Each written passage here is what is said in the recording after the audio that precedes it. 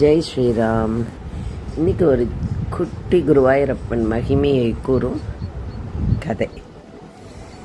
குருவாயூருக்கு பக்கத்தில் ஒரு நம்பூதிரி பிராமணர் இருந்தார்.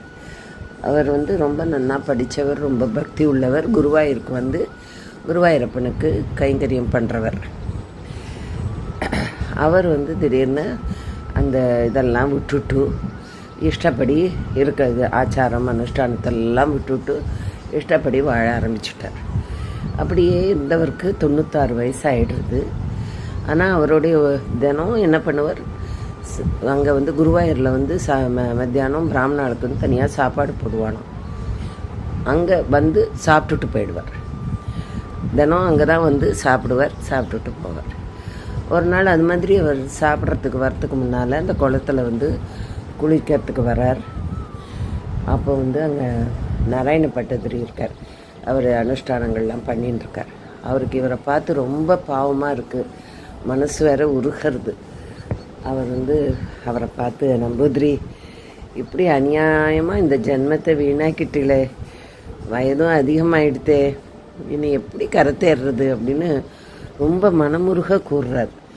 அது கேட்ட உடனே அந்த நம்பூதிரிக்கு ரொம்ப மனசை தச்சு விடுறது. அந்த வார்த்தைகள் ரொம்ப வருத்தமாயிடுறது அவருக்கு. டக்குன்னு உடனே அப்படியே உணர்ச்சி மேலிட்டு என்ன பண்ணுறார், ஆமாம் ஆமாம், ஆஹா, நான் மோசம் போயிட்டேனே அப்படின்னு, எனக்கு கடை தேர என்ன பண்ணுறது, நீங்கள் தான் எனக்கு வழி சொல்லணும்னு அழுதுண்டே நம்பூதிரியோட காலில் விழுந்துடுறார். அவர் காலை கெட்டியாக பிடிச்சிட்டு கண்ணீர் விடுறார். உடனே நம்பூதிரிக்கு அவர் மேலே தான் கருணையே. அவர் கருணையோடு, கவலைப்படாதீங்கோ, தயாநிதியான குருவாயூரப்பன் நிச்சயம் நமக்கு நல்லது தான் பண்ணுவார். நீங்கள் அந்தரங்க பக்தியோடு அவருக்கு கொஞ்ச நாள் சேவை பண்ணுங்கோ அப்படின்னு சொல்லிடுறார். உடனே இவர் எல்லாத்தையும் விட்டுட்டு நேராக குருவாயூர் கோவிலுக்கு விடுறார். அங்கேயே இருக்கார். தன்னால் முடிஞ்ச சின்ன சின்ன பணிகள் எல்லாம் பண்ணுறார். வயசாகிடுது இல்லையா, அதனால் ஒரு நாள் அவருக்கு ரொம்ப இதுவாகிடுறது, உடம்பு அசக்கியமாகிடுறது. அவர் அப்படியே குருவாயூரப்பன் சந்நிதிக்கு ஓடி வர்றார். அப்படியே சாஷ்டாங்க நமஸ்காரம் பண்ணி, குருவாயூரப்பா, என் மேல் கருணை இல்லையா, துருவனுக்கு 4 மாதங்களில் தரிசனம் கொடுத்தாயே, பிங்களைக்கும் தரிசனம் கொடுத்தாயே, பரிஷத்துக்கு 1 வாரத்தில் முக்தி கொடுத்தாயே, இப்பாவியான எனக்கு ஜென்மா எடுத்தும் 96 வயசு வீணாக்கிட்டேனே, கொஞ்சம் கருணை காட்ட மாட்டாயா எனக்கு அப்படின்னு சொல்லி அப்படியே ரொம்ப வருத்தத்தோடு அழிந்து பூமியில் விழுந்து நமஸ்காரம் செய்கிறார்.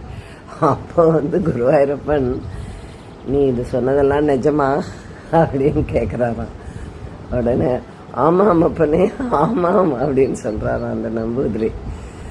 அப்படின்னா சரி வா, இங்கே வா, எங்கிட்ட வா அப்படிங்கிறாராம்.